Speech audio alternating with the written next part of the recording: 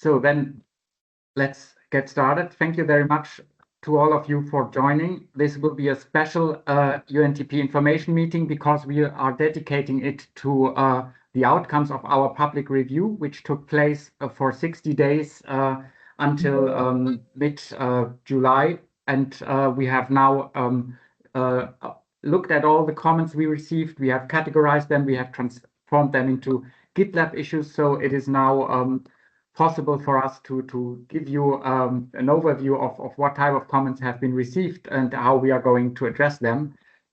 I also we invited all the commenters to this meeting to the extent that they were not already on our UNTP mailing list, and I actually would like to start with a big thank you to everyone who contributed to the Global Public Review, because this the feedback we received was really amazing, both in terms of substance, but also in terms of constructive ideas how UNTP can be made even better, and where we may still fill gaps or improve things. So this is taken up with a lot of gratitude at our side. And actually, later in the meeting, I would very much appreciate if those on the call who submitted comments would be willing and interested to present their comments. You can, while we go through the first half of the meeting, you can put in the chat your availability to present your comment in the later discussion part of the meeting. So then we can draw on you, seeing in the chat who said that you are available for that. That would be very much appreciated, but certainly your comments will also come up in one way or the other in our discussion and presentation of the comments that we received. So please, everyone who is on the call who had submitted comments and who is willing to present it, just leave a note in the chat that you are there and that you are happy to say a few words about your comments later in the discussion part of the meeting.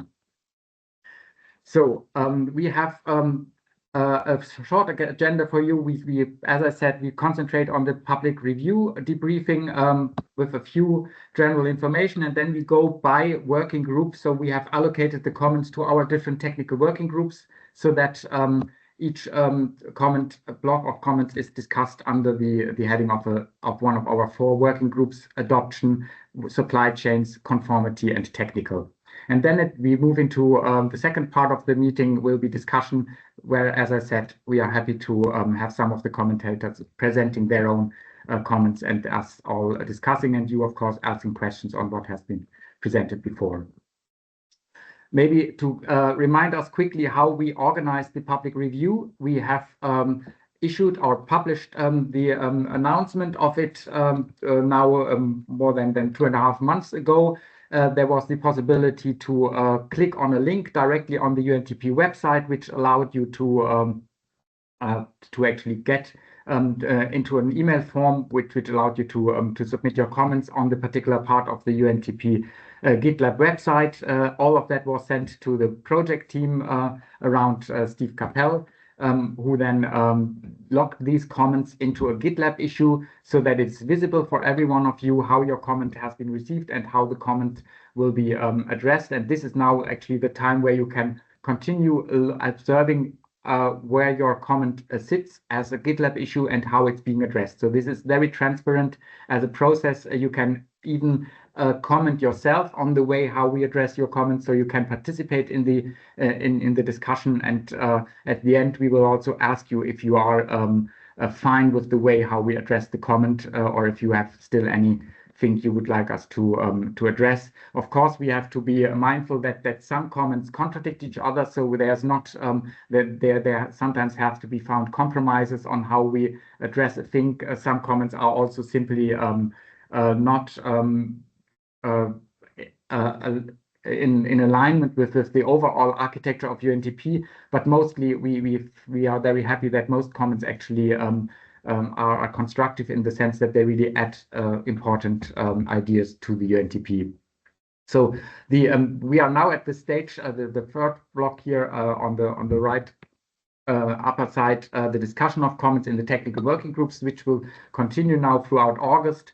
And then, as I said, and actually all those changes will then be visible in the work in progress version of the UNTP.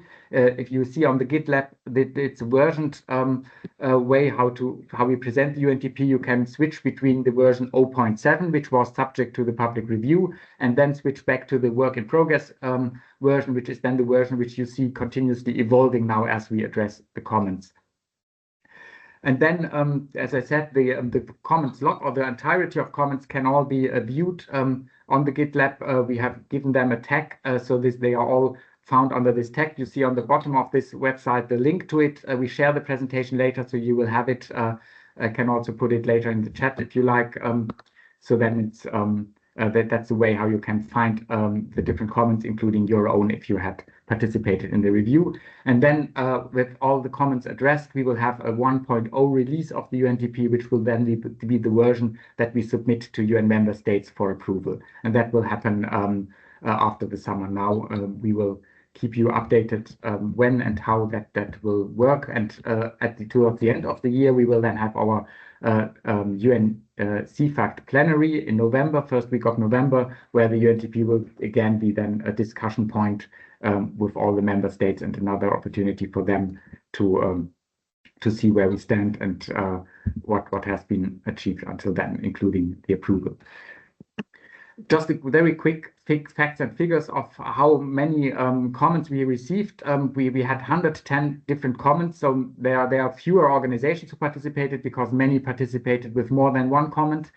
We have, as I said, translated or transformed them all in GitLab issues. So this is how we are now dealing with them one by one. There's about 33 different contributing entities. So this is, as you see, so on average, each entity had 3 comments, different comments. And then we have a really worldwide participation. 80 different commenters from 80 different countries joined. I would say 3/3 came from Europe and North America. Matthias, but then, yes? Just, I think there's a few people waiting to be let in. Yeah, I'm the only one who can do that. Yeah, this is let me, because I don't have, Yeah. I have to. You're either looking at the screen or at the invite list, right? So yeah. Yeah. No one went to put that, and I have only one.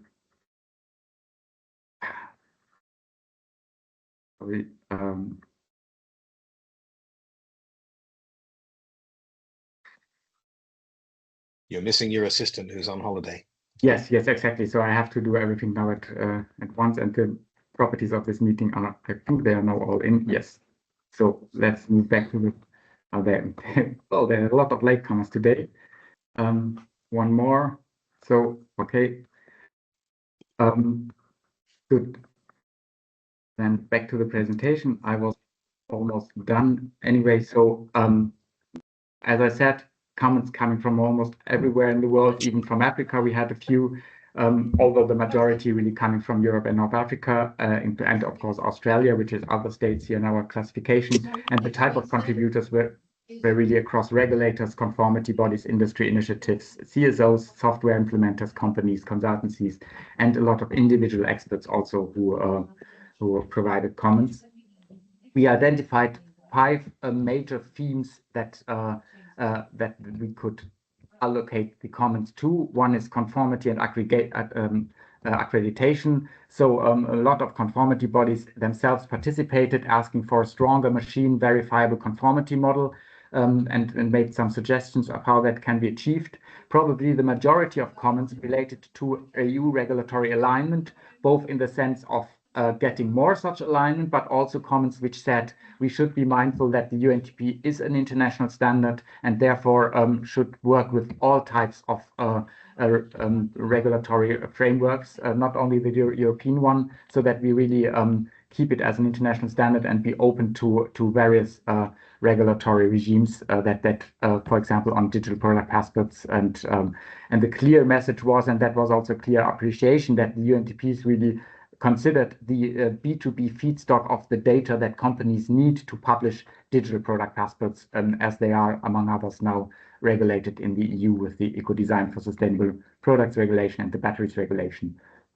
Then there was some comments on long-term verifiability, which said there should be a strong cross-regional, well, this was a strong cross-regional theme, which we got from various countries, and that they say that the UNTP must stay verifiable for a decade or more, so that we really also have the data, or that verified information needs to be accessed even if the verifier is not anymore in existence. That's an example of, for example, of a comment that we took on. Then also comments related to SME and Global South adoption. So a strong call here that there should be a structured on-ramp for actors who hold the underlying data, but lack enterprise IT, so that also participants with low digital maturity can participate in the UNTP.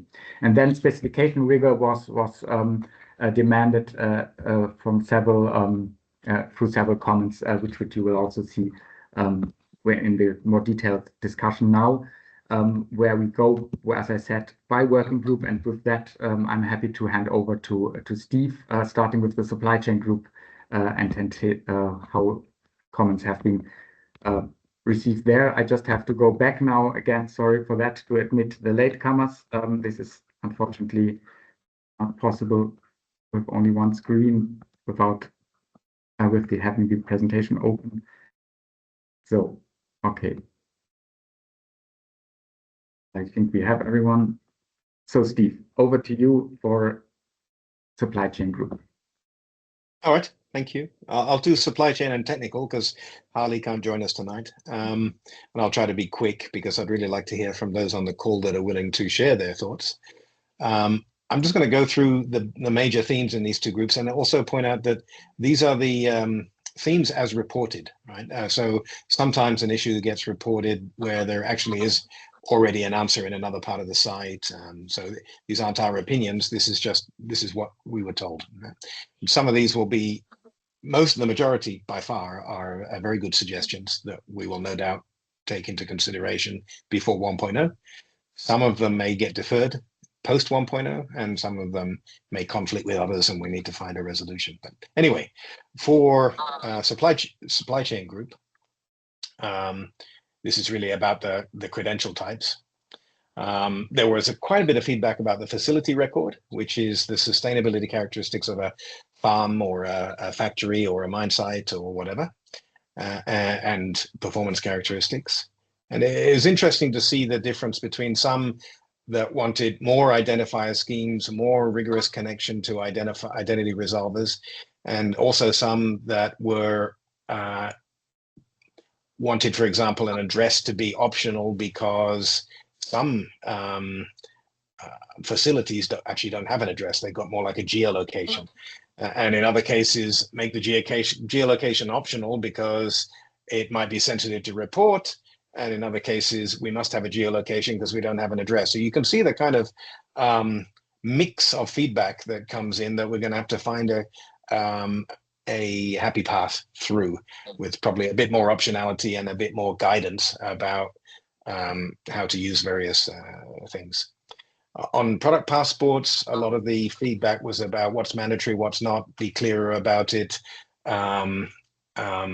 Also requests for some extra information in a product passport about, for example, constituent components in assemblies, more like a bill of assembly materials as opposed to a bill of raw materials, which we have now. And also some stuff about self-reporting of upstream supply chains traceability coverage. In the likely event that a lot of that information isn't natively available, people want the product passport reporter to say, well, I could trace 20% of my stuff or 80%. Obviously, that's just a self-assessment, but it seemed like an important data point that many wanted. Then there's a request to add a whole new credential type at the corporate level as opposed to the facility or product level. And a resurfacing of a discussion we had about underlying standards and mechanisms for traceability, whether it's GS1 EPCIS or whether it's the UNTP make, move, modify, or some combination. So that's going to get resurfaced. And then a few comments about mass balance and basically material accounting, input and output of a facility.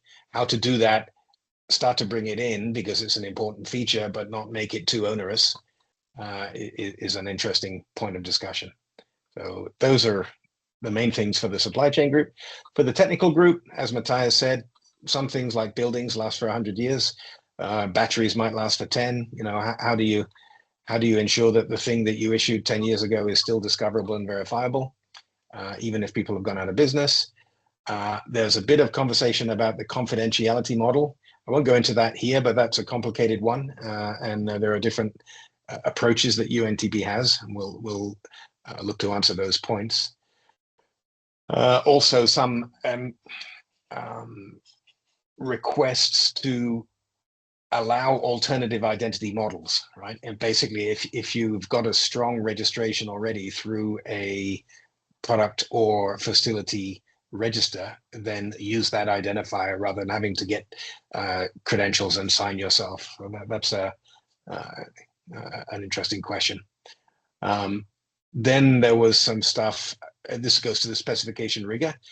We're starting to see some implementers test the idea. It's a very interesting test that if the specification is written clearly and rigorously enough, then can you get your AI to implement for your system?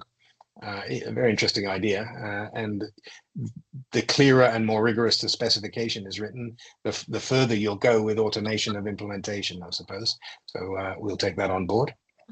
And then the last one on this point is a very interesting one, which we're about to publish some pages on, which is how do you link claims across multiple credentials in a verifiable way?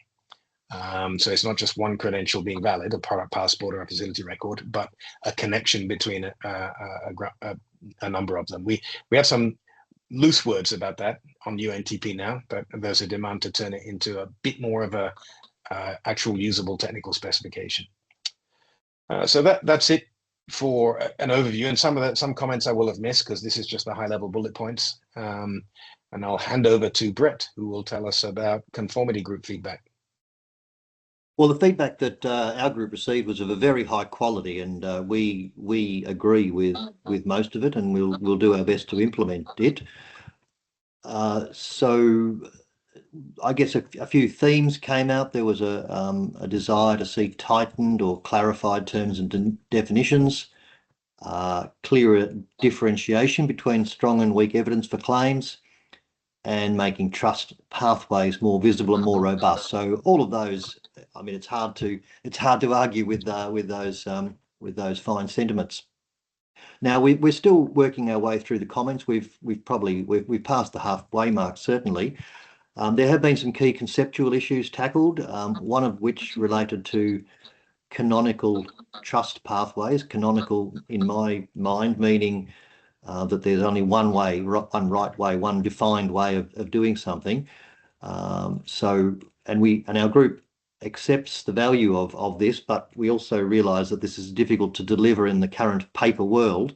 But what we are determined to do is to have the right structural elements in place so that actors can progressively align with these structural or foundational principles, I guess, as well as pointing or signalling to other parties that might consider in future how they might implement some of these digital trust pathways. So I'd say that's going to be a work in progress for some time. One other conceptual matter that we've dealt with is the life cycle of certifications. I think I would say there that some of the comments we received reflected, I think, thinking that's still grounded in the paper world, and not all concepts really translate directly from the paper world to the digital. Generally, the digital processes can do much more than paper, but then that itself brings new questions to be resolved. So I think the question is perhaps more complicated than saying let's have a life cycle for credentials. But anyway, if for those that are interested in that particular matter, you'll be able to follow the discussion on the relevant GitLab issue. So I think I'll leave it there. Thank you, Steve, Matthias. Thank you, Brett. So over to Michael for adoption. Thank you, Matthias. So the adoption group has about 23, 24 issues assigned to it. Some of them are jointly owned between some of the other working groups.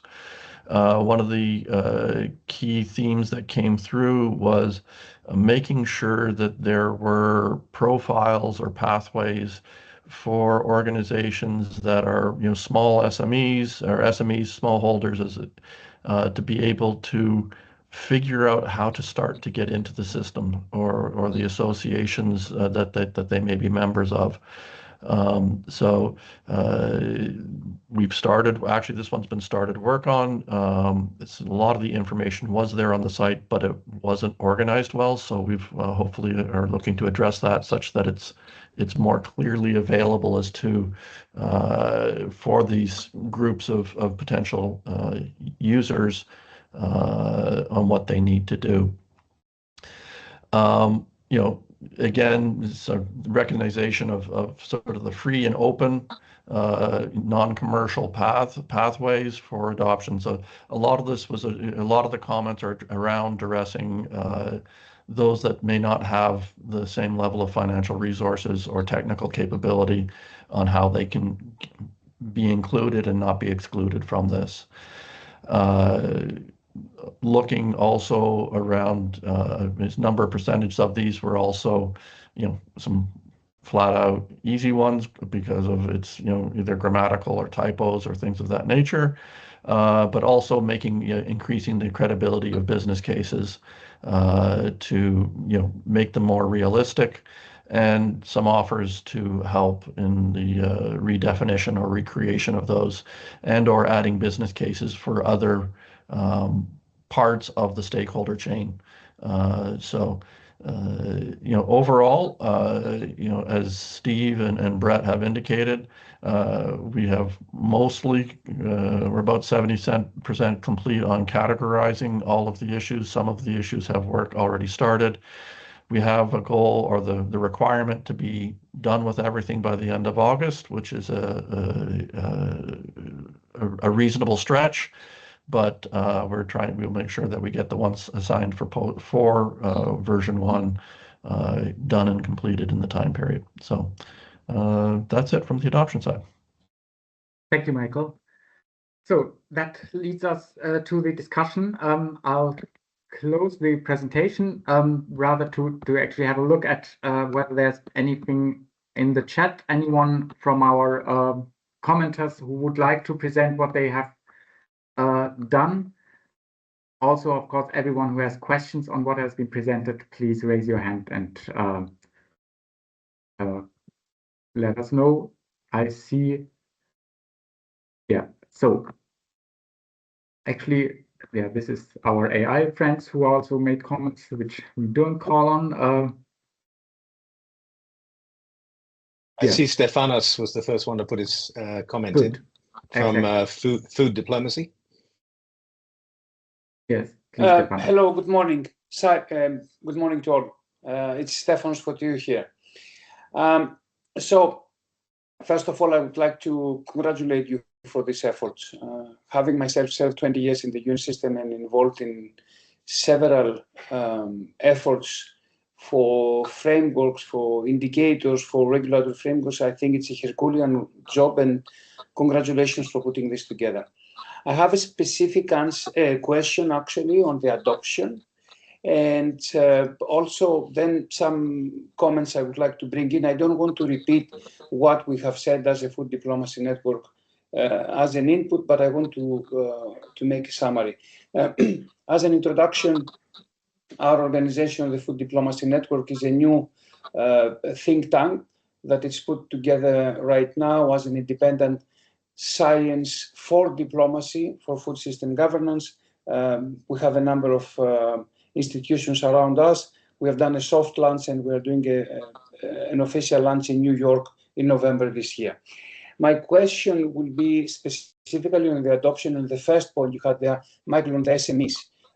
We have seen how many times that when we are talking about SMEs in the Global South, these SMEs have nothing to do with the SMEs in the European Union, because first of all, the the kind of definition is quite different. And then SME in the Global South could be 2 people or 3 people, that's all. So, and when I was, until recently in FAO, I had a lot of inputs from small farmers that they said that now, with the different EU regulations, it's more difficult for them to export, for example. And the only reason they cannot afford is the cost. It's nothing else. I mean, they say we don't have any technical problem, but the cost is very big. So if there would be any provision on this, and this probably will be related to how the kind of adoption will be done, if it's going to be a pure UN process or if it's going to be a hybrid. So maybe I put this question first, and then I say something about our inputs, or you want me to go in with the inputs too, Matthias? Maybe go ahead with your presentation of the comments, and then we can reply to both. Thank you. Okay. So our main comments is, first of all, I mean, we said that we really support very, very, very much this idea.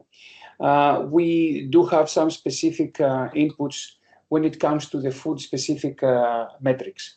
And we see that there's a very big opportunity here to expand the food-specific metrics at 4 different levels. One is the traceability of input. The second is the geopolitical risk indicators. The third is food safety and nutritional composition. And the fourth is labor and land tenure rights, which we have seen from the experience that they are the main issues that they are affecting actually the transparency of the work in the whole agri-food sector. And talking about the agri-food sectors, we need to realize that the agri-food sector has this characteristic, which is it starts from hundreds of millions of small producers. It's going to billions of consumers, and somewhere in between, you have a small number of big conglomerates that they control everything. So it would be really very nice to see the diversification here. And we would like to propose that the Food and Agriculture Sectoral Forum could be explicitly tasked with developing some extensions, probably before the protocol reaches the first version. And if this is something that you could consider, I would like also here to put our commitment and our voluntary offer from the Food Diplomacy Network to lead or co-lead this work with any other institution you want. We do have the okay from our initiator cycle from our board to be formally engaged with this, and we can we are at your disposal, more or less. Let me stop here. Thank you very much. Thank you, Stefanos. Anyone want to reply? I mean, I think with regards to the particular issues, I've reviewed at least all the ones that came to me. I think most of them did come to me, Stefanos, and we are absolutely working on them. I guess I would like to understand more on, particularly on how things could be framed for meeting the stakeholders you defined in SME in the Global South, to see specifically at least from within the protocol or the guidance on how to get how to be able to use it versus just saying find a software vendor. If there's ways or phrasing that we can actually enhance so that it guides them better. That would be my first comment, at least specifically on the adoption side. I have reviewed all of your I don't remember them all right now, but Stefanos, but I do remember seeing your name associated with I don't know, it's 3 or 4 issues anyways that have come to me. Thank you for your input. But I would like to talk with you further offline just so I can understand how we can evolve things. Or sure, invite you to participate. Invite you to participate in some of the adoption working group area, conversations around these, because we are, like I said, we are in the process of trying to figure out what we can do in the time frame that we have, and what we can plan to follow post that release. Excellent. And I'll put my email here for anyone that you want to contact. Mikkel, you can contact me. I see Rafael wants to talk also. I put my email here. Thank you. Just wanted to add to what Michael said about adoption, Stefanos, and just to kind of flag the process that is described on the UN site for adoption. There is a agri-food forum that is getting launched here shortly. And it sounds like you would be well suited to run what's described on the UNTP site as a community activation program with your community and the sector folks that you're already kind of connected to. And basically the agri-food forum is designed to provide you support as you go through that journey. And so that, and when Michael says he'll talk to you and have that conversation, that's what we're trying to point folks at in terms of what's on the site and then kind of give guidance on how to take advantage of that. But we'd love to have you part of that ecosystem. I'm working with Michael on the adoption group on reviewing the comments as well. So that's kind of why I'm adding to his response. Yeah, and also just to add to what Zach has just said, we are the adoption working group has three main areas of responsibility. One is around the communications, second is the community activation programs, and the third is around the impact. What the overall impact of UNTP is. The communications task force is up and running. Emmanuel Abade is leading that. We're now spinning up the community activation, and I will be leading the task force, in the near future, anyways. So I'm happy to, if you're willing to be included, I'm happy to include you, Stefanos. I might just make a couple of comments if I can. Yes, I put on the chat it's an absolute yes, and I confirm here it's an absolute yes. Sorry. Okay. All right. So very quickly. I think it's unreasonable to expect that any SME, actually in the Global South or the Global North or anywhere, really happens to be also a software engineer as well as whatever they do in their day job. And so really, I think the answer to SME enablement is partnership. Right? And if you've got relationships particularly in the Global South, there are often philanthropic funded, let's say a mobile app that anyone can use. We need a way to get the capability into the hands of an SME in a way that they don't have to read the UNTP site or any other site and actually understand it, because that would be a huge barrier, right? So what we need is community activation organizations to work with us who have access to a partner network who could actually make that kind of digital infrastructure easily available in the hands of SMEs anywhere or wherever their geographic region is at the lowest price possible, possibly free, right? Because it shouldn't be that complicated, but there is a role there, right? Which is the low cost technical provider to a large community of small parties. The other comment I just make is because you said about I hope we get our changes into 1.0 in time. There will certainly be some changes from you and from others into 1.0, but in a particular community, let's say agri-food, if there are things you need that are not in 1.0, the whole architecture is designed so that you can make extensions without requiring something in the core before you can use it. What we expect is that the thing that will inform 2.0 more than anything else is all the extensions and bits and pieces and extras that people needed to add in various community activations. And we'll look at them all and go, well, is that special for that community, or is that something that should come back to core? But there shouldn't be anything blocking you from rolling out a capability in a region or a sector just because it's not in core. It just means you add it to your extension and we consider it for a future version of core, right? So yeah, that's the main things I wanted to say. Is there anybody else? There are a few others on the call that said they would be happy to speak up about their feedback. Well, Steve, Adriana has her hand up. Is it related to Stefanos or is it a new topic? No, it's related to, yes, it's related to Stefan. All I wanted to do was reinforce that it would be really fantastic to have you come along to the adoption working group, because we don't have enough people, and that way we can all share in the conversation. So they are held regularly, and it would be great to see you there. That's all I wanted to say.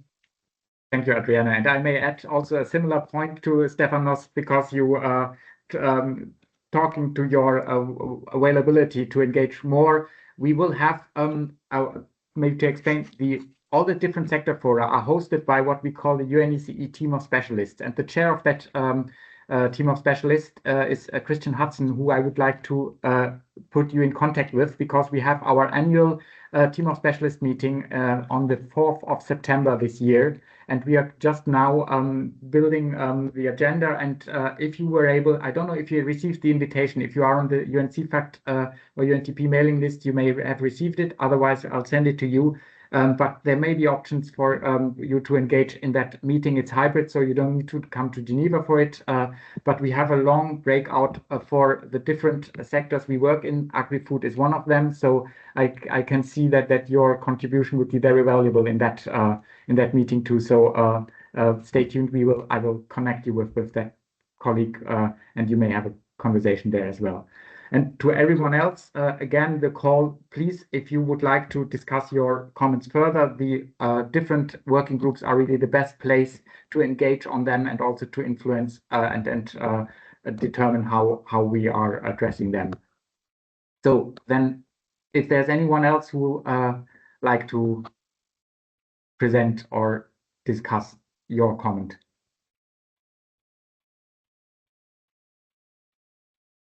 Without pushing someone, but I see, for example, the one organization which had the second highest number of issues after Microsoft was the Open Supply Hub, and I see that Irem is on the call. I don't know, Irem, if I don't want to put you on the spot, but if you want to say a few words what your comments were about, that would be appreciated. Yes, of course. Can you hear me? Okay. I was trying to open my camera. Yeah. Hello. Hi, everyone. Yeah, actually, yeah, we did submitted 13 comments, I guess. And these comments, I mean, we work this version, UNTP 0.7 version, as a team. People from different parts of organization, including tech team, reviewed all the specification, and as I collected everything, and one time it means 13 GitHub tickets for us, and yeah, we submitted as a bulk. And actually, during your presentation, I saw most of them are already covered in your biggest team that you presented, Steve and Michael, especially there. They introduced us. They will be, we as a team will be working on that. And the team are like the most important team was for us is how nonprofit and civil society infrastructure fits into the UNTP model. It is very important for us because, a lot of current adoption and cost benefit logic seems to be written with the commercial actors in mind, and the assumption is that organization invest in software and recover that cost through the business value, but this is not happening for civil society organization and nonprofits. I think Michael mentioned it on the on his slide about this recognized free open non-commercial infrastructure as a path. So we're so happy that it will be on our agenda for the version 1.0. And the most important second theme was digital facility record requirements. They didn't seem, they were not that realistic for SMEs. Some of the requirements seem to assume that facilities already have strong reporting systems, clean documentation, and regular relationship with buyers or platforms. But I think Steve already mentioned it as a big team for the next version. We have some other teams as well. One of them is about identifier equivalence and duplicated efforts. At the moment, there doesn't seem to be a clear way to say that two identifiers, for example, OSID and GLN, refer to the same physical facility. So I think for this ecosystem, it's very important to avoid duplicates for the efficiency. So we submitted some comments about it. There are some other teams, but I don't want to, spend all the time just about our tickets. So, but these are the biggest teams, and we saw that they're incorporated. They will be incorporated for the version 1. So, yeah. Thank you, Irem. And indeed, very important the point to have multi-stakeholder initiatives, civil society organizations participating in the adoption of the UNTP. So the community activation programs that we spoke about earlier are, of course, absolutely open to them as well. Like in your case, you have an important contribution to make as Open Supply Hub with site identifiers, which is an important element of the implementation of UNTP. So that alone can be a reason to become a community activation manager for activating those who use Open Supply Hub and align with the UNTP. But other organizations, particularly multi-stakeholder initiatives, are very welcome too, so that this is not only for industry initiatives, what we want to achieve with the community activation. Yeah, definitely. Actually, we reviewed the page and I shared some comments with Michael already. So if it seems like we're fitting there, we can, consider it to be a one. Yeah. Thank you. Any further There was reactions? some good. Yeah, I just wanted to say one thing. There were great comments from Open Supply Hub, and I acknowledge all the identifier questions and things like that. That's easy to fix. The most interesting one for me was the idea that some civil society organization, some Fair Work Watch or something like this, who is not the actual facility themselves, but is reporting, for example, about labor conditions at a facility, as reported to them by, let's say, a worker at that facility privately. How we join those dots, right? Because the whole architecture is very much around, you've got an idea of a thing, you get data about a thing as expressed by the owner of that ID. So, the architecture says a facility owner can of course, report everything they want to about their own facility. What we didn't think clearly enough is, how does an independent workers' rights platform provide trustworthy information about a facility that they aren't the owner of, and that's still discoverable through the ID of that facility, right? So that's an important aspect that is quite interesting, and we definitely we need a way to solve that before 1.0. So I just wanted to acknowledge that concern, because it's how you bring a bit of fair play and honesty, isn't it, to these systems. So I saw another hand go up of someone who wants to report their issues. I think it was Irem. Irem, you wanted to reply? You had your hand up. Is it still related? Not reply, but contribute to what Steve said. Okay, then go ahead, and then we go to Ashish. Okay. Okay, thank you. Yeah, I think this is very, very great point. Actually, we discussed it with some other, working group participants as well. For example, right now at Open Supply Hub, an organization can contribute data about a facility, like the civil society organization, non-profits, workers' rights groups. But there is a small friction there. We're not 100% sure that a facility would like to share this information in their DPP or DFR. So this is the blocker for us. Actually, we have the data. We have very strong data here, but the blocker is coming from the facilities' consent about sharing this data in this ecosystem. So it's already there, by the way, open, and everyone can see it. But these digital product passports is another, work stream, and yeah, the friction is there. Yeah. Thank you. So Anish, now over to you. Sorry for letting you wait. No worries. Hello, everybody. I have to apologize. I won't go on camera because I'm in the US West Coast time zone, and it's 1:45 a.m. So I'll spare you and not turn on my camera. Thank you for joining. Yeah, of course. So let me quickly introduce myself. I'm a standards and interop architect at Microsoft, and collectively through me, we submitted 18 comments. I was surprised to see that I was the highest commenter. But let me echo what Stefano said. We're really happy with the specification, the approach it's taking, and the main themes and artifacts that's in there in getting transparency and traceability. So I think, I mean, I want to congratulate everybody for doing a fantastic job. I hope our comments were constructive. We certainly tried to make it that way.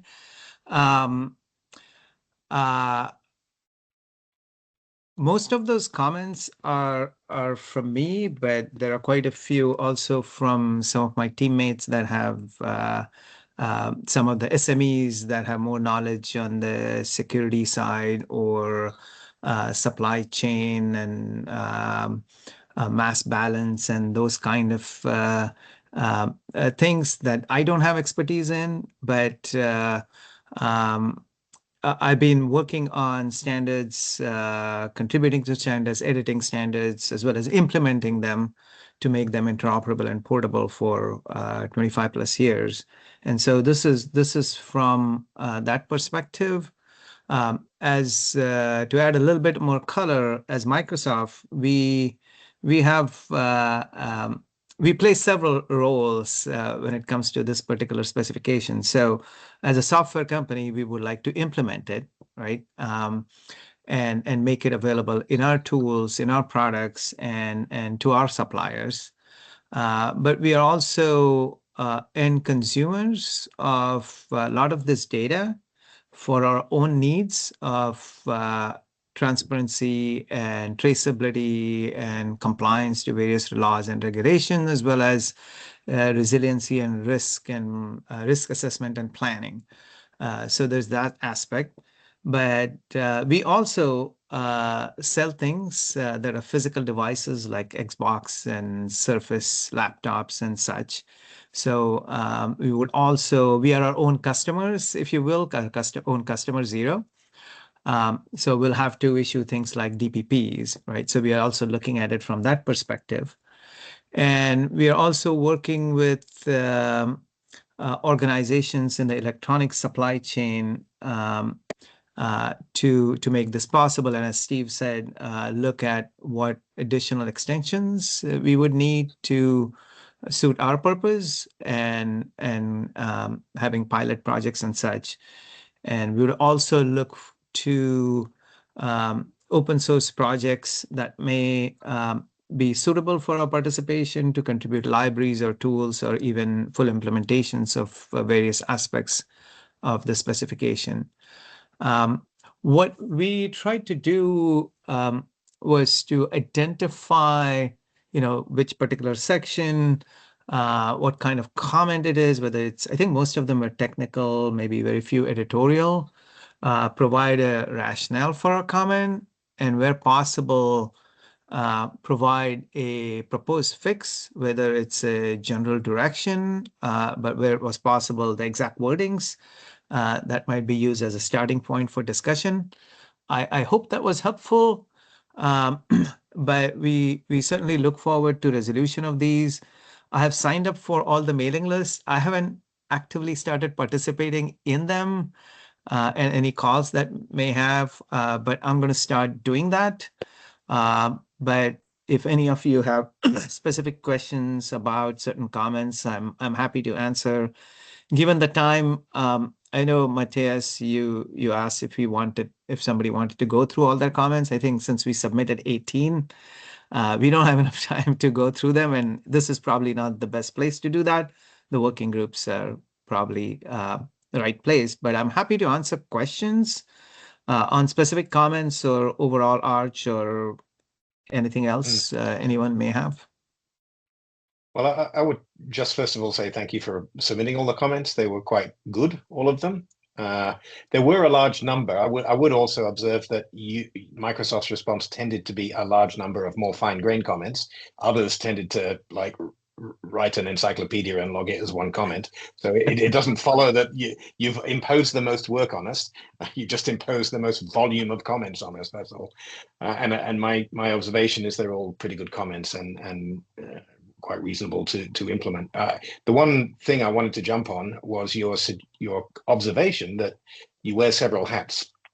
And one of them, of course, is as a big buyer downstream for all that critical minerals upstream stuff.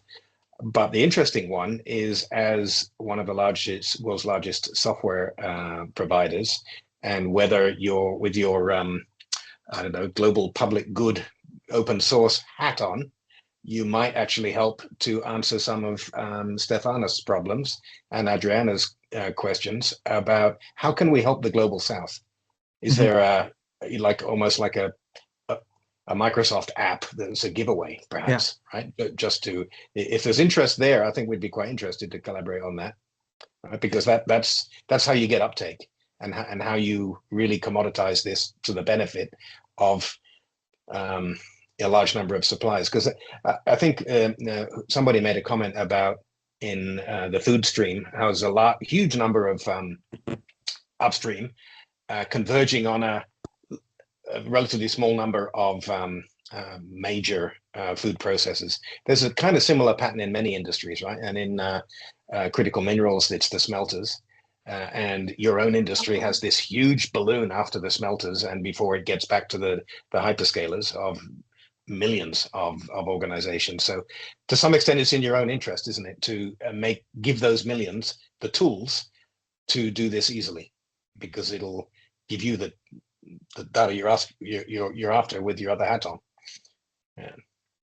Do you? I see Brett has his hand up. Do you want me to answer that or wait till Brett? Either way is fine with me. Go ahead. I think Steve's question is more important than mine. Okay. All right. So two things to say. One, yeah, we made it to answer your first comment. We made a decision not to do a dump and instead separate them out. I hope that was helpful. My thinking was that it would be easier for allocation and logging and resolution and tracking those, as opposed to somebody having to go through the dump of comments and then separate them, resolve them. And so I hope that was helpful. If not, let me know, and we'll do it differently. We just wanted to make it easier. Okay, that was good. Yeah. So to your last comment and the implied question in there, that is absolutely true, and that's how we are thinking about it. That this is a problem which needs to be solved for everybody. We don't benefit from it if this is not implemented widely and adopted widely, right? If there's no implementation and adoption, it doesn't benefit anyone. So we are looking at it as, how can we make it easy for everyone? Supply chains are horrendously complex, as you noted, and we want to provide that easy button, if you will, where small organizations, small suppliers who are not necessarily digitally savvy, right? I was told by someone that some organizations, when they get a certification, they'll frame it and put it on the wall. And that's great if you're visiting their facility, but it doesn't help the larger complex supply chain. So, if there are appropriate open source projects, for building the entire, implementing the entire specification or parts of it, or provide libraries or tools that others in other supply chain verticals can adopt, I think that's a net benefit to everyone. So we certainly look at it that way, and we hope that other large companies and those downstream consumers also look at it with the same perspective. And our hope is that that kind of sense prevails and the community will come together to create low cost, or as you said, preferably no cost implementations and tools and libraries for this. Okay, we have some open source tools that we've cobbled together, but this has made me think we should have a UNICC GitLab repository with the reference open source implementations of UNTP as a public collaborative project, including participation from Microsoft and other large organizations, right? Let's just make it happen with a public repository we can all work on. Anyway, that's enough. Brett? Well, that's incredibly important. So please keep talking about that, people. My question is to Anish directly. We did discuss one of your comments in our group, the conformity group, recently. This related to evidence and I guess grading of the quality or trust of evidence. Now, the digital product passport, of course, can reference evidence, but the standard mechanism for providing a trust pathway for that evidence is for that evidence to come in the form of a digital conformity credential, which is the area that my group is interested in. Now, the digital conformity credential, of course, makes provision for detailing what is the trust pathway for what is contained in that credential, which may include evidence to support the digitalized outcomes or results. And so any evidence that's attached to that credential will inherit, if you like, the trust pathway that's been imposed through the digital conformity credential. Now, what our group was confused about, I think, when we considered your comment, was whether you were actually asking, in the absence of a trust pathway for a conformity credential, did you want some additional separate trust pathway written for the evidence component? Because if that was your interest, I don't know that our group was that enthusiastic about it, because you know, the trust pathway is the trust pathway, and if people don't want to use that, we don't want them just making more unbacked claims about evidence to support an unbacked claim in a product passport. It's you know, just building lack of trust upon lack of trust.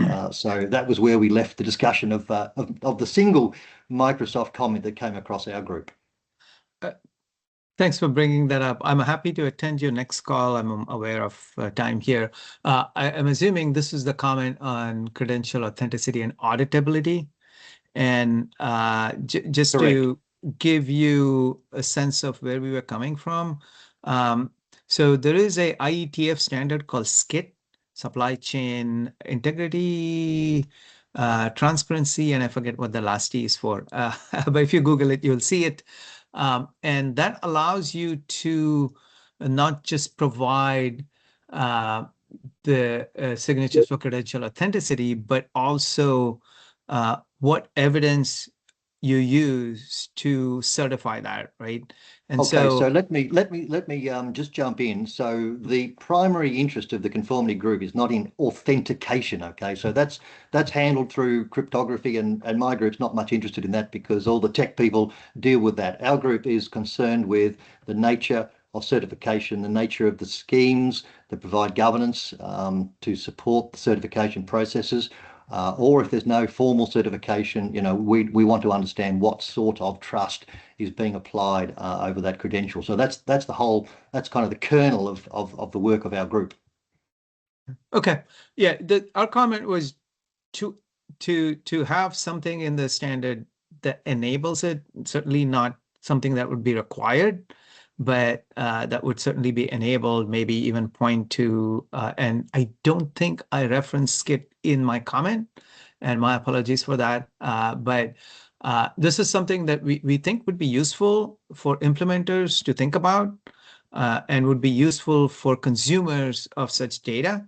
That just gives the more confidence, and in terms of sort of the electronic industry, where you know, a lot of the hardware contains software, this becomes super important.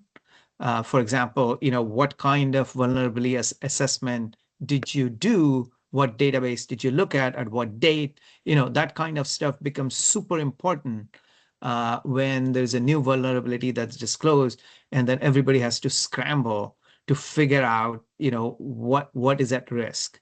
And so I think I now understand what you're saying, and I think, Steve, correct me if I'm wrong, I think that issue should be assigned to a different group. Yeah, so let me just quickly comment. So one of the issues is that the evidence behind a conformity assessment is normally a bit sensitive, right? And not public. So what we do at the moment, and would like to talk to you about what other metadata we can attach, is say, put your evidence in a blob and hash it, and put the hash in the assessment, so that if you like, you can audit the auditor. Sometime later, somebody might go, I don't believe this credential, but show me the evidence. So the evidence isn't public, but the evidence is incontrovertibly linked to the assessment, and therefore auditable on demand later. So that's one answer, I think, to that. Now, at the moment, it's a very light structure that doesn't have much metadata around that evidence, and maybe there's some more we could usefully put in that is sort of helps with the confidence in the assessment without revealing what is usually the underlying quite commercially sensitive data inside an evidence. So let's just continue that discussion. But sure. I think we'll find a way forward on it, right? Okay, I appreciate that, and happy to send you a pointer to the SCIT standard. I think that might help you understand our thinking. Sure. Great, thank you. Now we have a last handout for Raphael. If you can keep it short, because we would like then to end on a call to action for 1 minute at the end. Please, Fen. Hello. I found two problems that we faced when they asked me to supervise a test program, and how it will be in the reality, in the real life. So the first problem we face is the mapping between the software implementation and what the real data is on the firms, on the companies. There is a huge gap.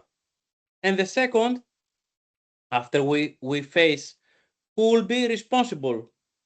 Mostly they don't have a traceability officer who will appoint which data is missing, what they need for the software, and how we can bridge that. The gap between these two things, the real data that the companies have and the data that the software needs, it's huge. By the way, we finalized some things. We did it on a test program, and we go further that for the 10 years that they need to keep the data, who is responsible to keep the data? The software house with a digital product passport, they didn't want to keep the data. Yeah. So the company didn't know also who will keep it. I just point what's the problems we face now. I think we might have to get to that. Those are all valid points, and there are some of the answers to that are already on the site that you haven't found, I think, and some are still to be sorted, right? But the question of long-term durability is going to be a repeating one, and the challenge is who stores it after the publisher goes out of business, right? And in Europe, there's a solution because there's a mandated backup and there's a central register run by an economic unit, but we can't assume that exists everywhere. So we need a different solution to it. We do have some ideas, and it'll be part of the specification. I think what I would encourage everyone to do is get on the Slack channel, ask your questions there, because these monthly meetings are never going to have enough time to get through all the issues. So join the Slack channel, raise your issues there, join UNICC, write your comments on top of our comments on the issues, participate in an asynchronous way offline, because that's the only way we'll get through this volume, right? We're certainly not going to get through 100 tickets in a 1 hour monthly call. So for all of those that feel unsatisfied that they haven't quite got all their answers, that's your answer. Thank you. Great. So Steve, let's close this with the call to action.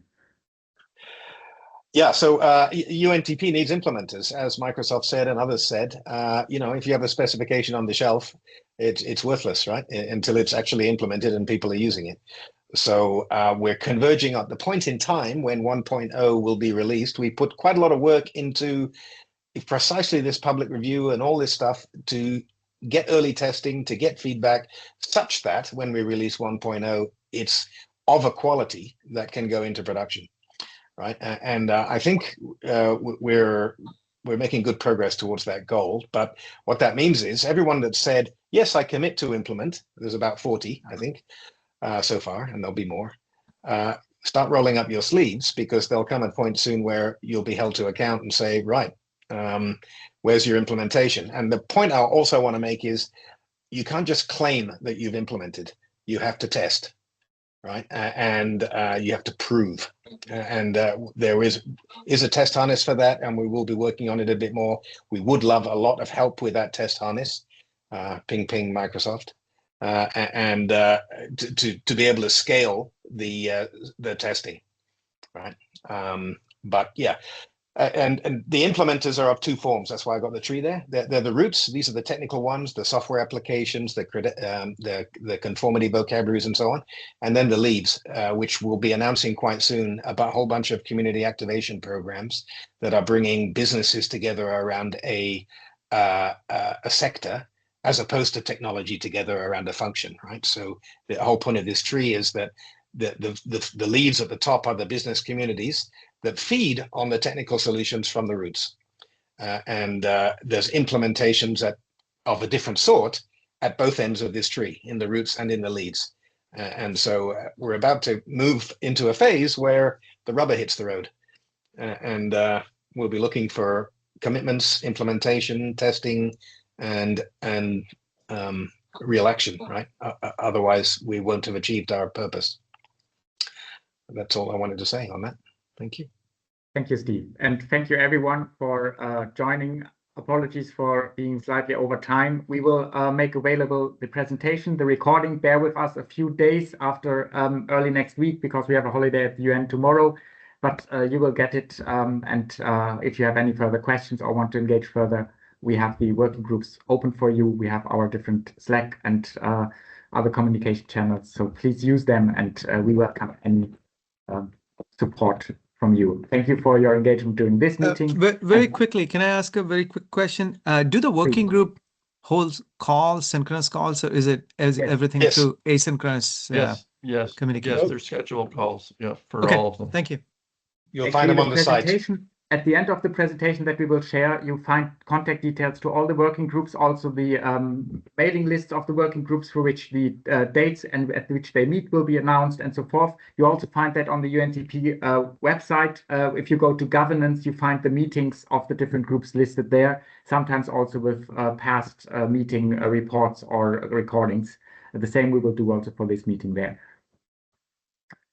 Thank you then, and have a good day, afternoon, or evening. All the best.